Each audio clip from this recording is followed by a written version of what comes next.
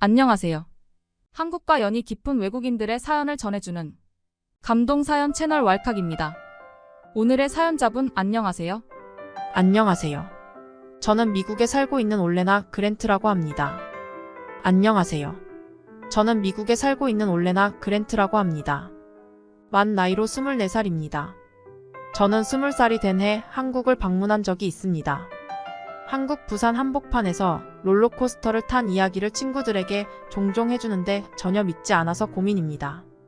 한국에 간 이유는 아시아학을 전공하셨던 아버지의 권유로 가족여행을 간 것이었습니다. 아버지는 제가 어렸을 적에도 종종 일본이나 중국 그리고 한국으로 출장을 다녀오셨습니다. 하지만 이번에는 아버지의 은퇴 기념으로 진짜 여행으로 동북아시아를 다녀오자고 한 것이에요. 가족끼리 이렇게 길게 다녀오는 것은 점점 더 어려워질 것이고 마지막 마무리를 평생을 몸담아 오셨던 아시아에서 여행으로 종지부를 찍고 싶다고 하셨습니다. 아버지를 사랑하는 저희 남매는 같이 떠나기로 결정했습니다. 부모님과 저희 남매 이렇게 네 가족은 중국을 시작으로 여행을 떠났습니다. 인터넷으로만 보던 중국.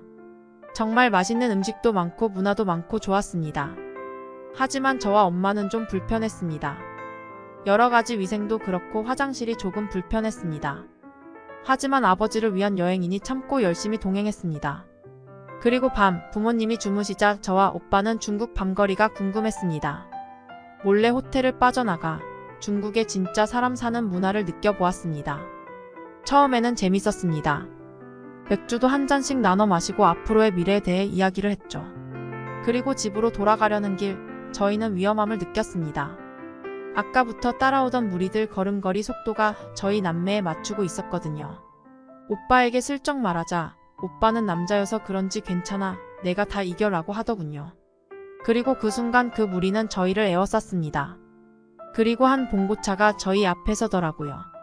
저는 무서워서 제가 가지고 있던 모든 현금을 주었습니다.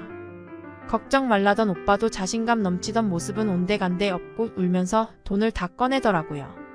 돈을 다 꺼내주고 그들이 돈을 줍는 순간 중국의 경찰이 순찰 중이었습니다. 덕분에 저희는 소리를 질러 그곳을 빠져나올 수 있었습니다. 호텔로 돌아가서 아버지께 많이 혼났어요. 어딜 겁도 없이 돌아다니냐고요. 미국에서도 밤에 안 돌아다니지 않았냐? 그런데 왜 이 낯선 곳에 와서 안 하던 짓을 하냐? 미국은 자국민을 보호하지만 여기는 외국이다. 우릴 보호해주지 않는다면서요. 그리고 충격적인 이야기를 들을 수 있었습니다. 아버지의 동료 중 한 분이 중국에서 택시를 탔다가 돈을 다 털리고 살아남은 사건을요. 저는 그제서야 저희 남매가 아시아를 가볍게 봤구나. 생각보다 위험한 나라구나라고 생각을 했습니다. 그렇게 중국 여행을 마무리하고 저희는 일본 여행을 갔습니다. 사실 일본 여행에서는 그다지 기억에 남는 일이 별로 없었습니다. 도쿄에서 맛있는 음식을 먹고 쇼핑도 하고 패션도 구경하고 오사카로 내려왔고 후에 저희는 후쿠오카로 내려와 휴식을 취한 다음 후쿠오카에서 한국의 부산으로 넘어갔습니다. 아버지는 부산은 처음이라고 즐거워하셨습니다.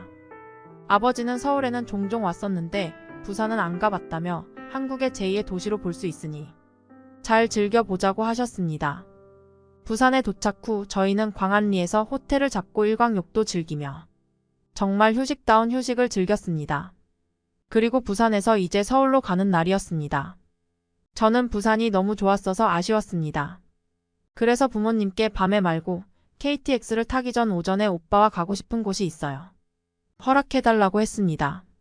부모님은 잠시 고민을 하시더니 기차 시간이 오후 2시니까 그 전에 부산역에서 무조건 보는 거다라며 약속을 하자고 했습니다. 저와 오빠는 약속을 했고 인터넷에서 검색해보고 다대포라는 곳을 갔습니다. 그곳에서의 일몰을 볼 수는 없겠지만 그래도 그 바다가 꼭 보고 싶었습니다.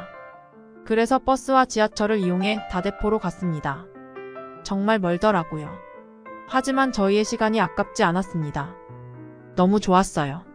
잘 꾸며놓은 정원하며 저희 남매는 너무 행복하다고 하며 커피도 마시고 점심을 먹었습니다.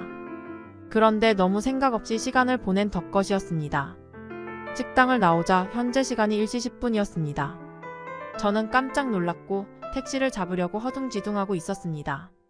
그 순간 어떤 아저씨 한 분이 곤란해하는 저희를 보더니 다가와서 무슨 일이 있냐고 영어로 물으셨고 영어 실력에 깜짝 놀랐지만 지금 저희의 상황을 설명드렸습니다.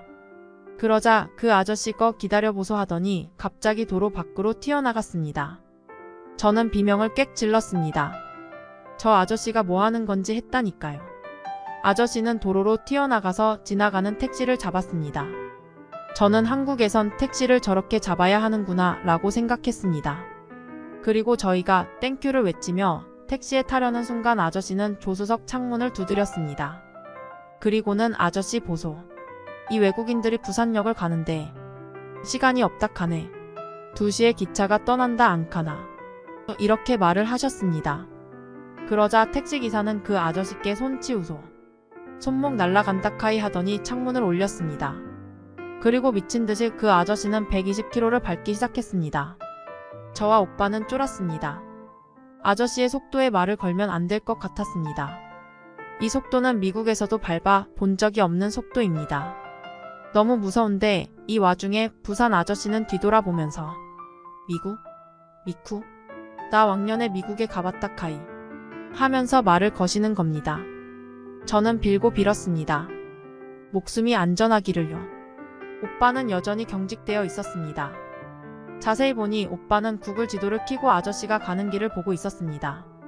그리고는 오빠가 영어로 작게 올레나야 지금 우리 다른 길로 가고 있어라고 하는 겁니다. 저는 너무 무서워졌습니다. 혹시 그 길에서 마주친 아저씨와 같은 편인가? 우리를 납치하려는 건 아닐까? 그러니 이렇게 미친 듯이 밟지. 무서웠습니다. 저는 오빠와 함께 어떻게 속삭이며 덜덜 떨었습니다. 그 순간 끼 하면서 내리소 하더군요. 저는 정말로 벙찐 표정을 짓고 주변을 둘러보니 부산역이더라고요. 아니 어떻게 40분 걸린다고 나와 있는 이 거리를 어떻게 20분 만에 온 건지 너무 놀랐습니다. 저와 오빠는 얼떨결에 1시 40분에 안전하게 부산역에서 내렸습니다. 아저씨한테는 고맙다고 전했습니다. 그리고 부모님을 만나서 방금 겪은 이야기를 해드렸습니다. 그러자 아버지는 허 웃으면서 이야기를 해주셨습니다. 내가 부산에 가본 적은 없지만 부산 택시기사에 대해 들은 말이 있었는데 진짜였구나. 라고요. 부산 택시기사에게 하면 안 될 말이 있다고 합니다. 바로 제가 기차 또는 버스를 타야 하는데 그리고 출발 시간이 얼마나 남았는데 가능할까요? 이 세 문장이요. 부산의 택시기사들은 사람이 많은 거리에서도 140을 밟는다고요. 그런데 신기하게도 사고가 나지는 않는 이유가 자신들이 알고 있는 길로 알아서 잘 간대요. 아까 만났던 택시기사님도 자신이 알고 있는 길로 어느 시간대에 차가 없는지를 다 파악해서 가주신 것이었습니다. 순간 의심한 것이 미안해졌습니다. 오빠는 저에게 롤러코스터 타는 것 같았어. 라고 하더군요. 덕분에 저희는 기차를 타고 알맞게 서울로 도착했습니다. 그리고 서울에서 여행을 마지막으로 즐긴 뒤에 미국으로 안전하게 올 수 있었죠. 저는 그 후에도 한국을 좋아하는 미국인 친구들에게 이 이야기를 해줍니다. 그러면 대부분은 믿지 않습니다. 여러분 이거 저만 겪은 일 아니죠? 네, 올레나님 사연 잘 들었습니다. 부산에서는 사실 대부분 그렇습니다. 손님을 제 시간에 태워줘야 한다는 의무감이 생기죠. 이상 감동 사연 채널 왈칵이었습니다. 감사합니다.